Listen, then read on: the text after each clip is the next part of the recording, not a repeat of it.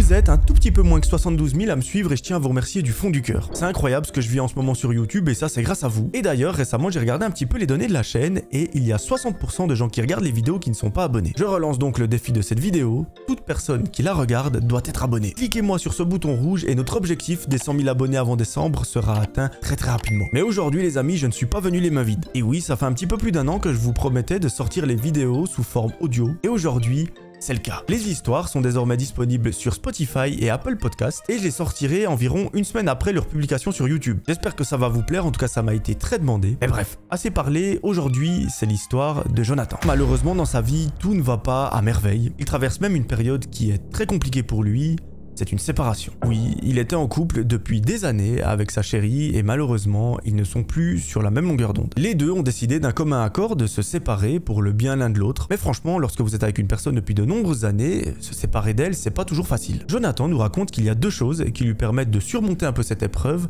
C'est son travail et la religion. Oui, à son travail, tout va pour le mieux, il a des collègues qui sont super cool, son chef ne lui en demande pas trop en cette période, donc tout va bien. En plus de ça, il fait un boulot qui est super intéressant et ça lui plaît vraiment. D'un autre côté, Jonathan nous raconte qu'il est très croyant. Il se rend régulièrement à l'église pour prier, pour se confesser, et ça, il nous explique que ça lui fait le plus grand bien du monde. Un fameux soir, après le travail, Jonathan rentre à la maison et il y a toujours sa chérie / ex. D'ici quelques jours, il est prévu que lui déménage pour laisser l'appartement à son ex / chérie. Parce que lui voilà, il nous explique qu'il peut pas forcément rester dans cet appartement, ça lui raviverait trop de souvenirs, ça lui rappellerait trop de choses. Et généralement dans ces situations là, on a juste envie de se vider la tête, de ne plus penser au passé mais de penser au futur. Il rentre du travail et les deux adultes commencent à discuter. Pendant une petite heure, ils mettent au clair les différents points qui sont revenus ces derniers jours et ce qu'il reste à finaliser pour le déménagement. Il nous raconte qu'à la fin de cette discussion, il est franchement pas bien, il a vraiment mal au cœur, ça lui fait vraiment beaucoup de mal. Il n'a pas forcément la tête à rester dans l'appartement pour vivre une soirée juste ignoble. Il décide donc d'enfiler ses chaussures, de sortir de chez lui et de se rendre à l'église. Là-bas, c'est un petit peu son lieu de recueil, c'est un peu l'endroit où il va lorsqu'il est pas bien. C'est entre guillemets sa deuxième maison et il nous raconte que ce soir-là, il a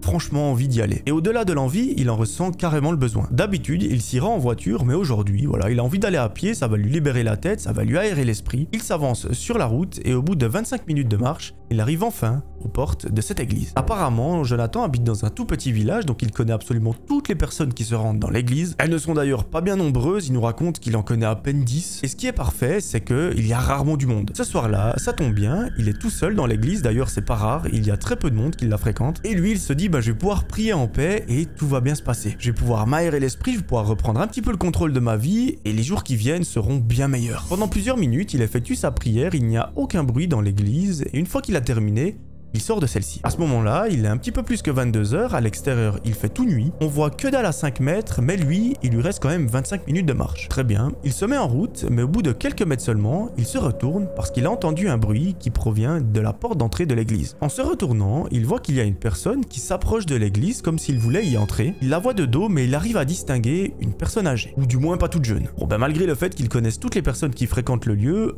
il a pas l'air de la reconnaître. Il s'en fiche, il continue sa route et rentre à la maison. Le lendemain matin, il se réveille, il prend sa voiture, il se rend au travail. Pendant toute la journée, il effectue ses tâches et à la fin de celle-ci, il rentre à la maison. À nouveau, ce soir, ça va être une soirée un petit peu particulière, un petit peu bizarre, parce qu'ils ne sont plus en couple, mais ils sont encore dans le même appartement, donc l'ambiance est assez étrange. Encore une fois, Jonathan préfère se rendre à l'église pour prier, pour être tranquille. C'est ce qu'il fait, et cette fois-ci, il y va en voiture. Il gare la voiture à quelques mètres du lieu, et il va à pied jusqu'à la porte d'entrée. Là, à nouveau, il est tout seul dans l'église, et il nous raconte qu'en fait, ça l'arrange. Parce que oui, je ne sais pas si vous avez déjà vécu une situation un petit peu comme la sienne, mais lorsque vous êtes dans un état comme ça, vous n'avez pas forcément envie de rencontrer du monde, ou même de parler, et le fait qu'il y ait personne dans l'église, c'est juste parfait. Il effectue donc ses prières et une fois qu'elles sont terminées, il sort de l'église. Une fois vers sa voiture, il a une sorte de réflexe, c'est de regarder en direction de l'église. Lorsqu'il tourne la tête, il voit une personne qui s'approche de la porte d'entrée et là, il se dit « c'est sûrement la même personne que j'ai vue hier soir ». Je ne sais pas exactement qui c'est et là, il nous raconte qu'il a une sorte de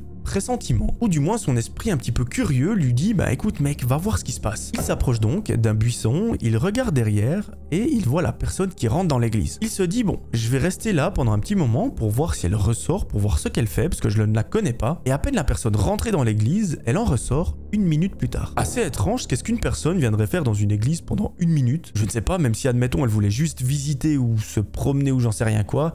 1 minute, c'est franchement court, donc bizarre. En plus de ça, Jonathan, il n'a pas réussi à distinguer son visage parce qu'effectivement, il est dans la nuit. Il a vu vite fait quelques traits physiques, mais pas grand-chose. Bon, bah dans sa tête, il se dit tout simplement, c'est probablement une personne qui vient d'emménager dans le village, qui est aussi croyant, qui se rend beaucoup à l'église, et ben c'est peut-être les premières fois qu'il vient découvrir le lieu. Pas de problème, il prend la voiture, il rentre à la maison, et une fois qu'il est chez lui, il va se coucher. Le lendemain, c'est de nouveau la même journée, il se lève le matin, prend un petit déjeuner, se rend au travail en voiture, et vers 18 h, il rentre et se rend à l'église. Contrairement aux 2 derniers jours, cette fois-ci, il n'est pas seul. Et oui, il y a un de ses grands amis du village qui est en train de prier. Il le salue, il se met à côté et il effectue sa prière. Jonathan nous raconte que lorsqu'il prie, ça va assez vite, c'est l'histoire de quelques minutes. Et une fois qu'il a terminé, il dit bonne soirée à son ami et il rentre chez lui. À quelques mètres de sa voiture, il entend un bruit derrière lui.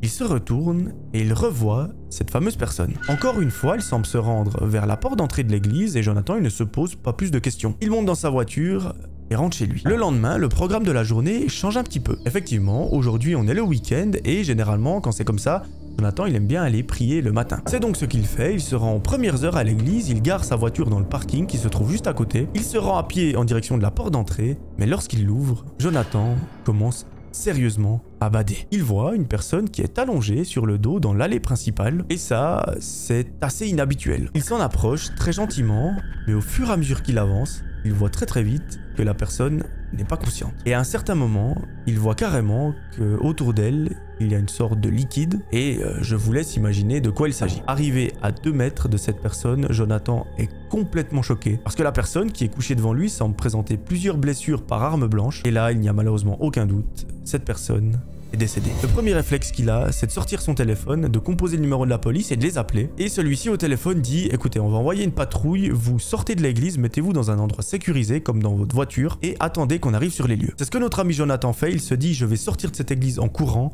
Mais au moment où il se retourne, il sursaute parce que derrière lui, à l'entrée de l'église, il y a un homme assez âgé. À peine il a le temps de réaliser ce qui est en train de se passer, cette personne lui court dessus avec ce qui semble être un couteau. Plus la personne s'approche, plus Jonathan remarque qu'en fait c'est pas forcément une personne âgée, cette personne semble avoir entre 40 et 50 ans. Lui il se met à courir dans l'autre sens parce qu'il a un objectif, c'est de sortir de cette église. À un moment, il se retrouve bloqué dans un coin et là, il a une seule possibilité, c'est de confronter cet homme, de lui mettre quelques coups de poing et de s'échapper. Par miracle, lorsque la personne lui assène un coup, Jonathan arrive à lui prendre le bras, à le mettre sur le côté et avec son autre main, il lui met d'énormes coups de poing. Le couteau tombe par terre, la personne est complètement sonnée et Jonathan il n'a pas le temps pour se poser la question qui est cette personne ou peu importe, il se barre en courant. D'ailleurs, selon les informations de la police, Jonathan est abonné à la chaîne donc faites pareil. Il court en direction de la porte d'entrée et à peine sorti, il voit des policiers qui arrivent. Paniqué, il leur dit à le mec qui a probablement tué cette personne et qui a essayé de me tuer moi-même qui est à l'intérieur, faites très attention à vous mais allez l'arrêter. Pendant ce temps, lui est pris en charge par d'autres policiers pour qu'il lui explique ce qui s'est passé, etc. Et aussi pour avoir un soutien psychologique, parce que plus on fait rapidement, mieux c'est dans ce genre de cas. Et lorsqu'il est en train de parler à un policier, Jonathan entend plusieurs coups de feu. Dans sa tête, il sait très bien ce que ça signifie, probablement que la personne qui tenait le couteau a été abattue. Lui est complètement mis à l'écart, vraiment tout le monde se recule, et au bout d'une dizaine de minutes, une ambulance arrive sur les lieux. Il nous explique que par la suite, il a été pris en charge dans l'ambulance, histoire de voir s'il n'a pas de plaie ou de blessure. La suite de la soirée, malheureusement, n'a pas beaucoup de détails. Par contre, Jonathan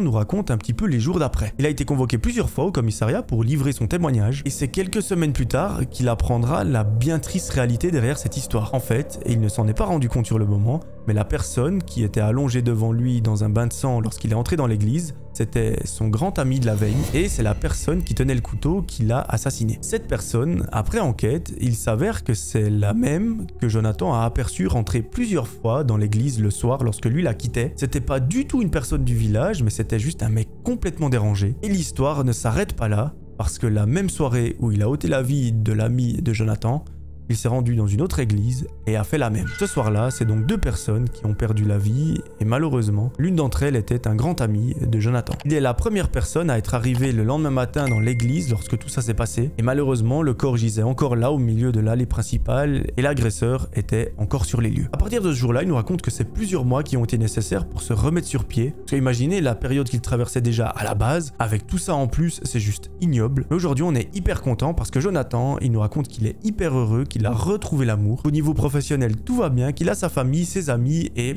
rien ne pourrait aller mieux dans sa vie. Donc autant vous dire que Jonathan revient de très très loin. Voilà, c'est la fin de cette vidéo, j'espère qu'elle vous aura plu. Désolé, elle était un petit peu plus gore que d'habitude, mais de nouveau, prenez avec des pincettes parce que cette histoire, elle a été racontée sur un forum. C'est une personne comme vous et moi qui l'a écrite et on n'a aucune preuve qu'elle est vraie ou non. Donc, prenez tout ça avec des pincettes. Voilà, je crois que je vous ai tout dit. Je vous rappelle, le défi de cette vidéo, c'est que tout le monde s'abonne. Il y a 60% des gens qui regardent les vidéos qui ne sont pas abonnés. Sur 30 000 vues, ça fait 15 000 vues et plus. Donc, potentiellement 15 000 personnes qui pourraient rejoindre la chaîne. C'est incroyable, je compte sur vous. Voilà, si vous voulez voir une autre histoire qui fait bien flipper, je vous invite à cliquer sur la vidéo qui est juste là. Moi, je vous fais de très gros bisous. Je vous retrouve très très vite pour une nouvelle histoire. D'ici là, prenez soin de vous. C'était Melvin. Ciao tout le monde.